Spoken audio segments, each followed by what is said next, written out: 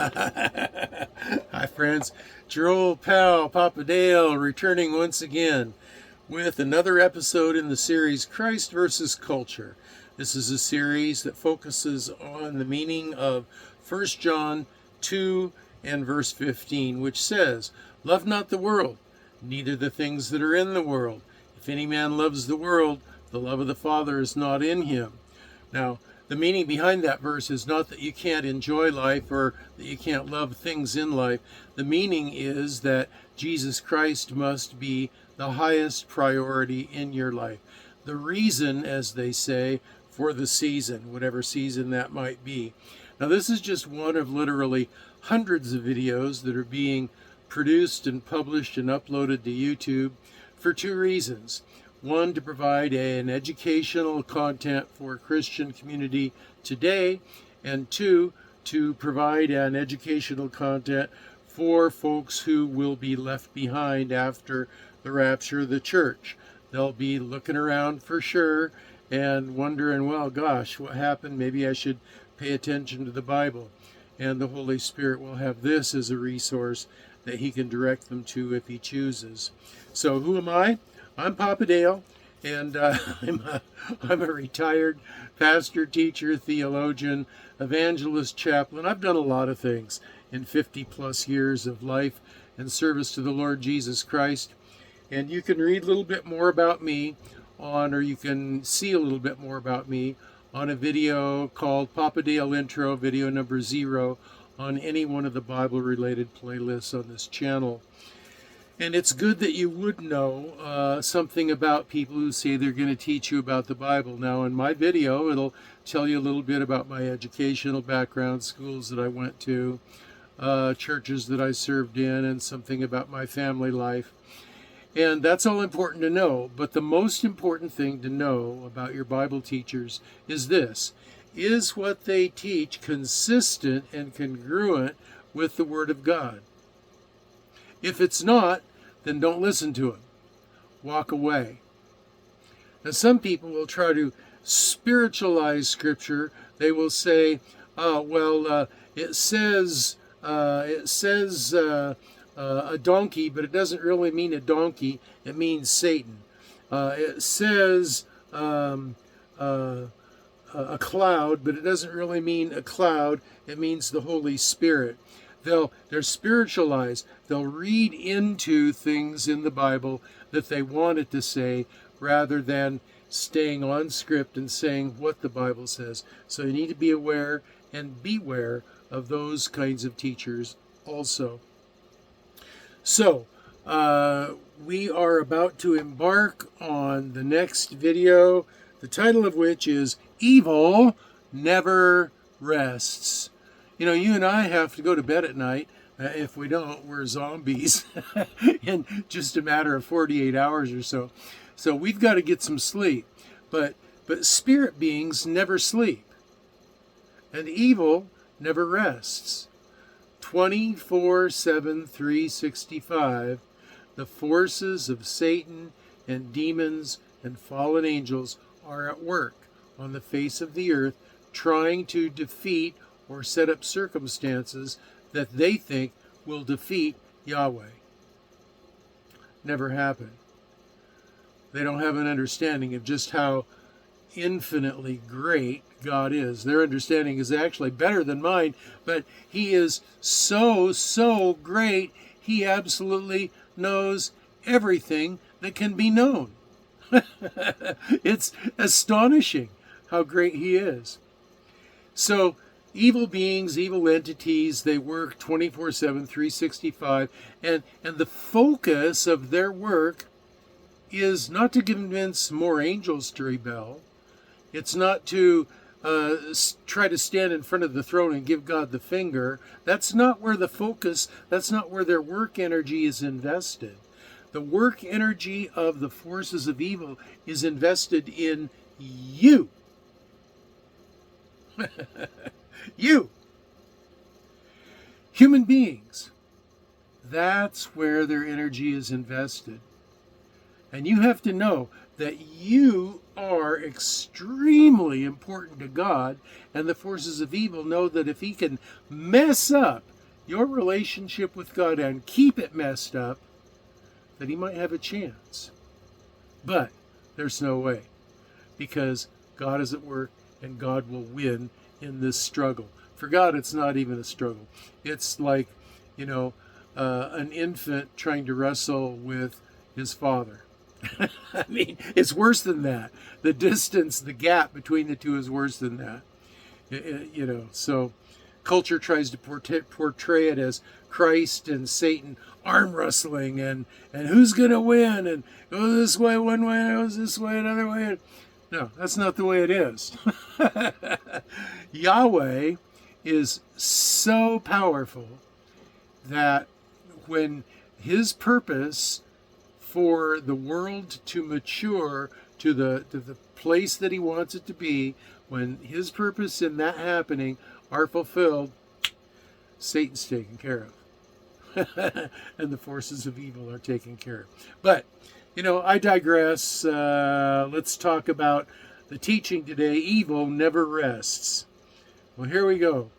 Evil wants you to think that what is good for humankind in any way, shape, or form, by any means that it can be achieved, that what is good for humankind, in the opinion of human beings, is the highest moral imperative, the highest good possible. So, evil teaches through culture, evil teaches you do all you can do for the elevation of the human race to the glory of the human race, and we say and try to get us to say, look at us human beings, see how wonderful we are, look at our art, look at our music, look at our culture, look at the great cities that we've built. Celebration, preservation, education, elevation of our species is what life is all about. Personal happiness along the way is the individual good. In fact, it's the individual right. Be happy. That's what culture tells you. Be happy. But all of this is a lie from the pit of hell, a lie that evil beings present to your fallen human nature, and it appeals to your fallen human nature, because your fallen human nature and the forces of evil are united in that idea. When human beings fell, when Adam transgressed the commandment of God and ate of the fruit of the tree of the knowledge of good and evil, when that happened, the forces of evil and fallen human nature aligned and began to work against God, and that is what has produced the evil of the culture that we see, which is also why everything that we see in the world is so falling apart these days. So it's a lie. From the first moments in Eden, evil has been redirecting humankind away from the focus on God the Creator and onto us, the creation. You see, God made us for His pleasure too, not just for our own. Does a human father and mother create a child, and are they only concerned about the child's happiness? Is that it? I'm going to create a child so that he can be happy all the day, doesn't matter how I feel about things. No. The creation of another eternal life, which is what happens when human parents create a human child, they create an eternal human life that will exist forever. So the creation of another eternal life, whether by God or by human parents, is for their own satisfaction and joy. Oh, there's lots of opportunity for the created one to experience joy as well. In fact, their greatest joy is found by learning from their Creator, being taught by your parents, being taught by God, and protected by your parents, and protected by God, and letting you come to a more mature understanding, a greater stage of maturity before they allow information into your life that could harm you. You know, would a good parent give a 10-year-old a gun, a 10-year-old boy a pistol, without ever explaining anything to him about how it works, or you know, trigger discipline, or anything about never pointing it at another person? No, a parent wouldn't do that with a 10-year-old boy, because a 10-year-old boy would not be mature enough to be able to know how to handle a weapon, something powerful like that, without very, very strong instruction and supervision. So the best possible thing, the greatest possible joy for a human being, is found by learning from their Creator, being taught by Him the best possible attitudes, pathways of thought, and action based on the Creator's greater knowledge and experience. But, you see, evil humans who have this fallen nature that was aligned with evil, changed the truth of God into a lie, and began to worship and serve the creature, mankind itself, more than the Creator, Yahweh, Jesus Christ, who is blessed forever. Romans 1:25. The proper focus is to be on Christ, our Creator. Quote, "Thou art worthy, O Lord, to receive glory and honor and power, for Thou hast created all things, and for Thy pleasure they are and were created." Revelation chapter 4, verse 11. Now, if we apply that in our lives, we will live an abundant life. It is in that process we also find our greatest fulfillment and the purpose for our own creation. Quote, "The thief's purpose is to steal and kill and to destroy." Jesus says, "My purpose is to give you a rich and satisfying life." John 10, verse 10. So I beseech you, my fellow human beings, my cousins after the flesh. No, you're not my brothers yet.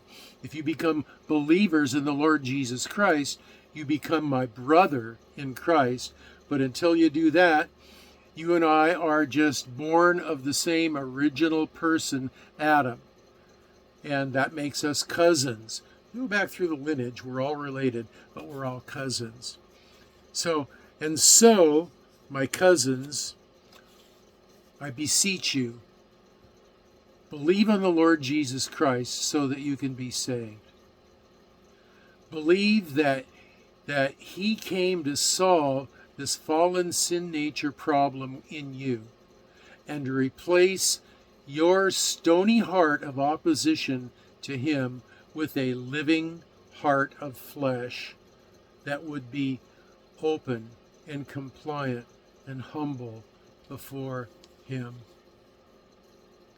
So those are my final comments on this Bible study, which is Evil Never Rests.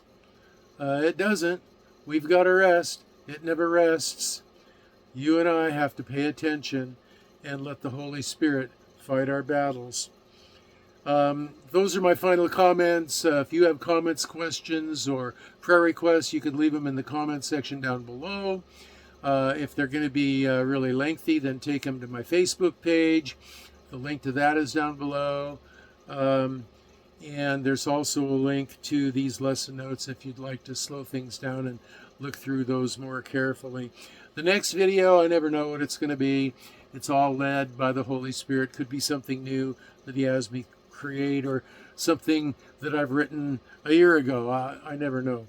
But if the rapture doesn't happen and the Lord doesn't take me home via death, this is your old pal Papa Dale signing off for now and saying I'm going to be praying for you that you will be well, that you will be blessed, and that's, as always, 2 big